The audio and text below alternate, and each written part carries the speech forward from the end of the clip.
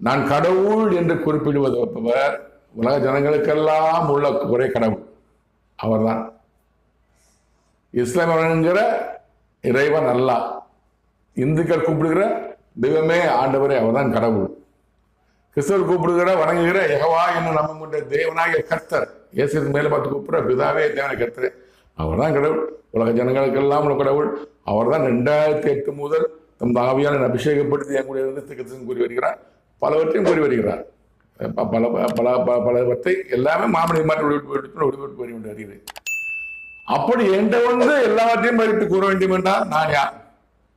Corona பற்றி கூறுறாரு, America Donald பற்றி கூறுறாரு, Russia விளையாடை பற்றி கூறுறாரு, உக்ரைன் ரஷ்யா பற்றி கூறுறாரு, இஸ்ரேல் பாலஸ்தீன் பற்றி கூறுகிறாரு, ஜெயலலிதா பற்றி கூறுகிறார், சைசகா பற்றி கூறுகிறார், எடப்பாடி பழனிசாமி பற்றி கூறுகிறார், மோசாமி பற்றி கூறுகிறார், உதயநிதி மரணத்தை குறித்து கூறுகிறார்.